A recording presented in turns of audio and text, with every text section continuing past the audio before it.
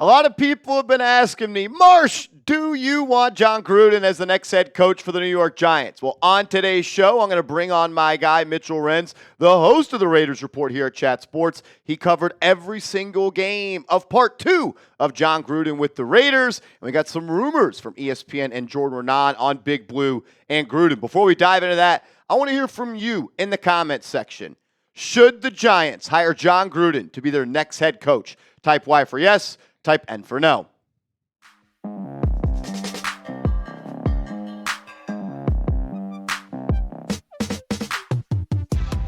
You are watching New York Giants Now by Chat Sports. I am your host, Marshall Green, and we finally have some smoke around Gruden and the New York Giants.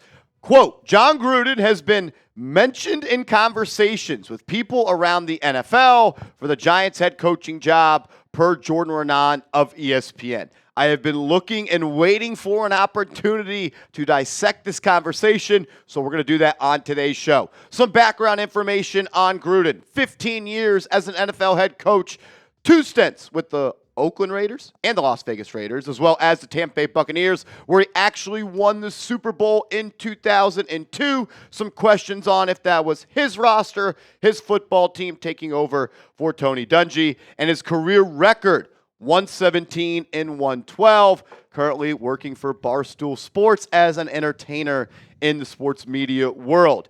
In his second stint with Las Vegas, this is what the record looked like every single year. 4-12 his first year there, 7-9 in 2019, 8-8 in 2020, and then 3-2 before he resigned or was forced to resign. We'll dive into that coming up in a little bit. A lot of people know Jon Gruden to be an offensive head coach, but it didn't really click with the Raiders in stint number 2. Points per game rank in 2018, they were 28th, and then 24th. Then it was actually pretty good. In 2020, they were 10th, and then in 2021, they were 18th. So kind of want to just set the groundwork before we dive into this, and I bring my guy on, Mitchell Renz. Shout out to Mitch, giving us some time to stop by and talk some Gruden and some Raiders. Let's do it. We talked about it, Mitch. You covered every single game here at Chat Sports in the Jon Gruden era, and I am just going to toss this to you. I've shared my thoughts about Gruden to the New York Giants, but I always want the experts to share theirs. So, Mitch, take it away. Appreciate all of y'all. Appreciate Marshall Green. Again, if you don't know who I am, I'm host of the Raiders Report here, Mitchell Renz. And I get it. Jon Gruden is fun and entertaining to listen to, just like my guy Marshall Green. But here's the thing, though. When it comes to Gruden, don't fall in love with right now everything going on with Barstool, because from somebody that covered him, if you're a New York Giants fan out there, would you want a head coach that was bad in the draft, bad in free agency, bad in trades, bad in everything that he's done? The answer to that is probably no. But first, what I want to talk about here is the NFL draft, because if you're a Giants team, you got to be able to figure it out, and you got to be able to build through the draft. That's what good organizations do. And Jon Gruden was not good at being able to build in the draft. You want to talk about bust. Cleveland Ferrell, bust. Damon Arnett, bust. Henry Ruggs, bust. Alex Leatherwood, bust. Jonathan Abram, bust. I mean, you're talking about all of those first-round picks not too many years ago. None of those guys were even in the NFL anymore. And I get it. He found a few diamonds in the rough, in a Hunter Renfrow and a Max Crosby, in a, Trevon Mullen was a bust. But my point is this. Mike Mayock found those late rounders. Jon Gruden's responsibility with the Raiders was drafting in the first round. And when you see what he did in the first round, it was a complete disaster. Then let's talk about free agency. The thing that Jon Gruden always did with the Raiders, he overspent for big-name guys. Trent Brown made him the highest-paid offensive tackle in the NFL. Trent Brown made, on average, $76,000 per snap because he got too fat, he got too lazy, and he couldn't get out there on the football field. You overpaid for Corey Littleton. You overpaid for LaMarcus Joyner. You overpaid for Nick Kwiatkowski. You overpaid for Carl Nassib. So if you're a New York Giants team and you want to fail in the draft and you want to overspend on big-name guys, Jon Gruden should be your dude. But here's the other thing, though. He was also really bad when it came to trades. Traded away Khalil Mack. If you're going to trade away Khalil Mack and you're going to do a full-on reset, that reset needs to work. I think the Giants right now are kind of thinking about doing a full-on reset. You've already saw one guy do a full-on reset, and it was a complete disaster. So you trade away Khalil Mack. That was pretty bad, right? You traded away Amari Cooper, which kind of doesn't really get brought up nearly as much, but you traded away a number 1 receiver. Then You traded for Antonio Brown. He didn't even freaking play for you. You go out, you trade for a player like Martavis Bryant. What Jon Gruden did is exactly what y'all are doing. You're only interested in Jon Gruden because that's his name. And all Jon did was he looked at names and he went out and he tried to find those guys. Also, one of the things that he really did that doesn't get a lot of attention, he ruined the Raiders' offensive line. I don't know how y'all follow the Raiders as close, but there used to be an old saying when Derek Carr was the quarterback that offensive line was car insurance. It was one of the best offensive lines in the NFL, built by Reggie McKenzie. And then Gruden started to bring in the big names, started to spend elsewhere, and you lost the ability to be able to win in the trenches. So another thing that I kind of didn't like, one of the things that Gruden did is when the Raiders went out and they hired him for 10 years, $100 million, fully guaranteed. If you're going to work in the New York media, the media is going to say a lot of stuff to you. And you got to know what you're saying. Jon Gruden did not back his words up. I would want a head coach that backs up what he says. And Jon Gruden said that if I fail as a head coach, I'm not going to take the money. I'm going to give it back. Obviously, that did not happen. And I know that that's a minor thing, and I know why he got moved on from. Maybe that's not looked at him as failing, but you know what? When you sign somebody, when you hire somebody 10 years, $100 million, fully guaranteed, and they don't finish out that contract and they win 0 playoff games, I'm sorry, that is a failure. But my final reason, and this is where I really want people to pay attention from what I'm saying. Raise your hand if you're watching the show right now and you think that succeeding in December and January, succeeding at the end of the season is more important than succeeding in the beginning of the season. Because I personally think that. And when you look at the numbers from Jon Gruden, he started in 2019, 3-2. They finished 7-9. In 2020, started 6-3, finished 8-8. In 2021, they started 3-0.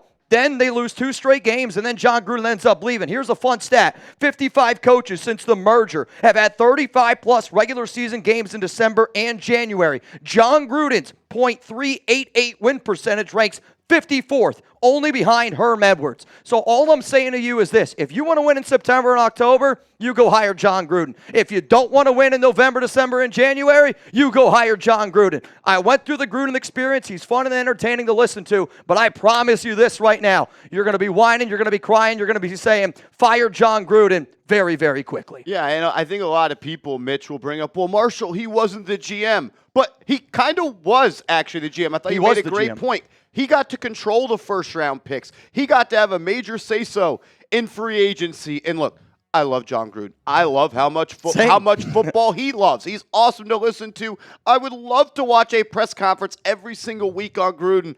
But, Mitch, I side with you. I was here for some of those years. I just don't think it's in the best interest of the Giants. You want a young, innovative guy that can do his magic with Jaxson Dart. And when looking at Derek Carr, they figured out Derek at the back half of the season. He got it rolling a little bit, but I promise you this. Don't fall in love with Jon Gruden, the entertainer, because you're hiring Jon Gruden, the head coach. 100% agree. And I know people, I can already hear them in the comments saying, but Marshall, Jon Gruden loves Jaxson Dart. And people were saying the same thing. Marshall, we can't go out and fire Brian Daboll because he was the one who picked Jaxson Dart. We're going to dive into that on today's show, but make sure you are hooked up with this Jaxson Dart jersey. Go to chatsports.com/dart. Chatsports.com/dart. And we actually have a major sale going on right now, up to 35% off. You just have to use the promo code FOX. That's FOX, like De'Aaron Fox. Chatsports.com/dart. Use that promo code FOX and get up to 35% off your Jaxson Dart jersey today as the holiday season is here. Look, I'll just say this to all the people who are saying, Marshall, we love Jon Gruden because he loves Jaxson Dart. Again, I love Jon Gruden. That's why I wanted to bring on my guy Mitchell Renz. I thought he laid it out perfectly. He hit all the highs, he hit all the lows, and there were a lot more lows. But I'll say this, there are a lot of coaches out there that are, one, going to want to work for the Giants because it is an attractive job right now, but two, that want to work with Jaxson Dart. You know why? Because Dart is a good quarterback, and that is all head coaches want. They want an opportunity to compete and have a guy at a quarterback spot that can get them there. And Jaxson Dart, he can do that. We saw him make the Giants competitive against the Chargers in his first start. We saw him go and beat the Philadelphia Eagles. We saw him with no Malik Nabers walk into Denver against the best defense in the NFL, put up 33 points, and essentially write a win in the column. But then it was an ultimate collapse by the defense. The Giants have already been competitive this year in losses with Dart.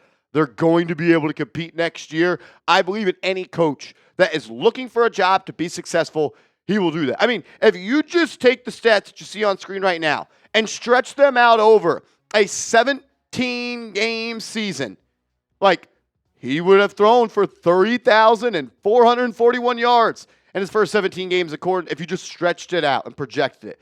24 passing touchdowns, 17 rushing touchdowns, and only 7 interceptions. Would he keep up the rushing touchdown pace? I don't know. But I'd say for a rookie over his projected first 17 games, putting up almost 45 touchdowns and just 7 interceptions, like selling Jaxson Dart to the next head coach is not going to be hard for the front office of the New York Giants. That'll actually probably be the easiest thing that they have to do when they try to figure out who they want at their head coach spot. And if it is a head coach who has multiple other options out there, like Dart is going to be a guy that is a swing player and a swing argument to say, oh, maybe I do want to work with the Giants because they do have Jaxson Dart. And I saw Jaxson Dart put up what would be a projected 40 touchdowns in his rookie season with only playing one half of football with Malik Nabers. So, yeah, I don't want to hire Gruden just because he loves Jaxson Dart. I love Jaxson Dart. Andrew Connell loves Jaxson Dart. I think that we could win as many football games as the Giants have won this year, but also my little sister loves Jaxson Dart. I don't think she should be the head coach of the Giants just because of that. So I'll ask this question before we bounce on out of here. Who do you want the Giants to hire? Look, we are still weeks and months and days away from having to make that decision, but I want to hear from you. Let me know in the comments. And make sure you are following me on social media. I'm on Twitter. I'm on Instagram. And if you are liking these videos where we bring on more chat sports people, as I like to call them, the experts of their teams, give me a real one down in the comment section.